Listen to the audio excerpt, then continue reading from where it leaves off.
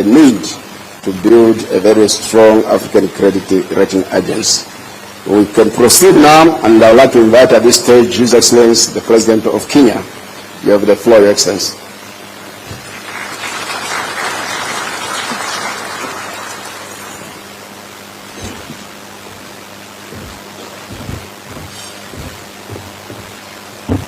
Your Excellency, President Tebboune, President of Algeria and Chair of APRM, Excellencies, Heads of State and Government, representatives of Africa Peer Review Mechanism, the United Nations Economic Commission for Africa, the United Nations Commission for Africa, ladies and gentlemen. The time has come to rewrite our history and reclaim our narrative and charge the African Renaissance forward. Esteemed colleagues, our urgent calling is to fulfill our duty to Africa's people and ensure that our continent takes its rightful place in shaping global progress in its full capacity and potential, both as a people and as countries. That is why we are gathered here today. Africa's economic potential is hamstrung by a financial system that misrepresents, distorts, and understates our reality. Global credit rating agencies have not only dealt a bad hand, they have also deliberately failed Africa. They rely on flawed models, distorted and outdated assumptions, and systemic bias, painting an unfair picture of our economies and leading to distorted ratings, exaggerated risks, and unjustifiably high borrowing costs. Let me say this again. Global credit rating agencies have let us down. They continue to rely on very flawed models and outdated assumptions. And the whole system is also biased. The result is that they paint a very unfair picture of our economies, and this has devastating effects because it leads to distorted ratings of what the situation really is. And it also leads to exaggerated risk of our countries and our continent, and obviously that leads to very high borrowing costs.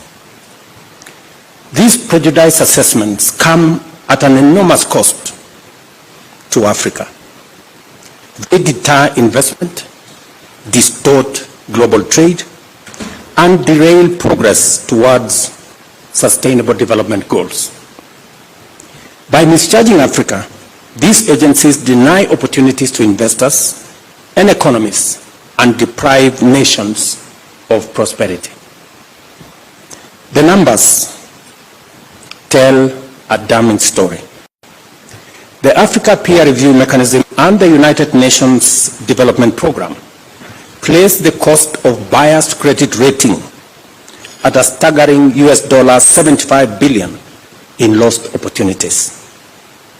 In a continent abundant with natural wealth, vast arable land, billions in diaspora remittances, and the world's largest carbon sinks, credit rating agencies have delivered 94% of all downgrades in the past decade, while arbitrarily designating only 2 African nations as investment grade. We must be bold and call this for what it is: a financial straitjacket imposed on Africa. A system that punishes our economies while rewarding others, even when the fundamentals are comparable, in some cases even better. Excellencies, the foundations of global finance are supposed to be anchored on principles of fairness, transparency, and merit.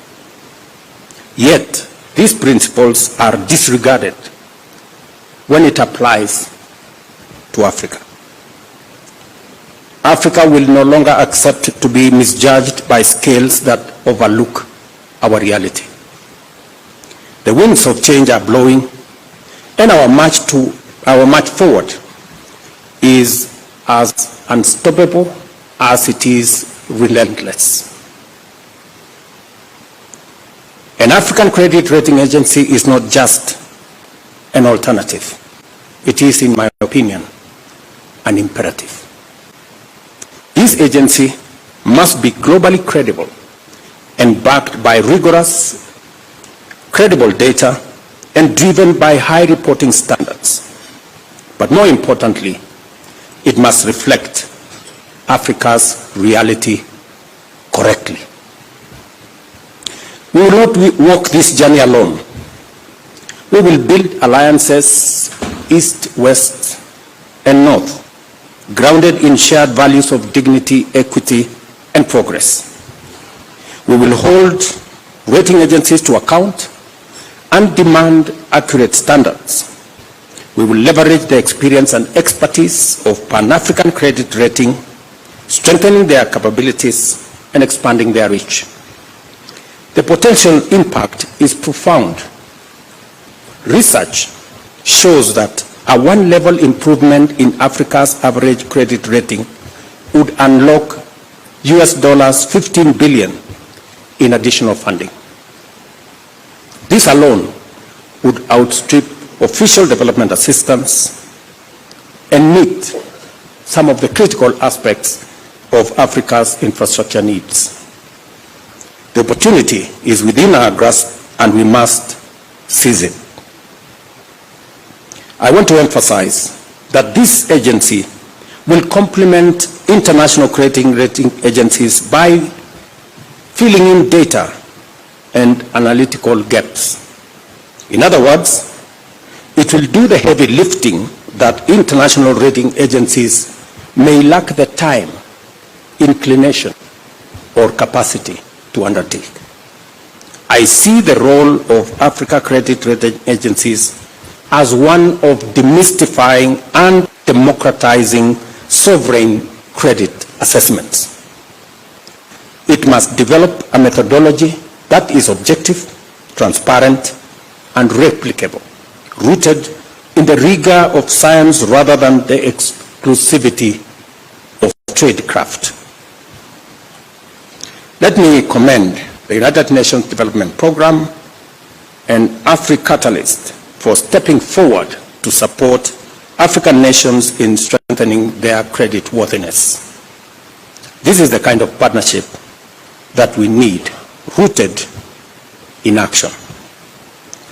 I leave you with the words of African Development Bank President Akiwumi Adesina, and I quote, "The perception of risk is not the reality of risk.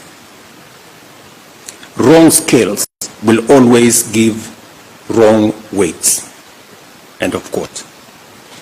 It is time for Africa to use the right scales, one that reflects its true weight. The African Credit Rating Agency will do just that. Thank you for your attention.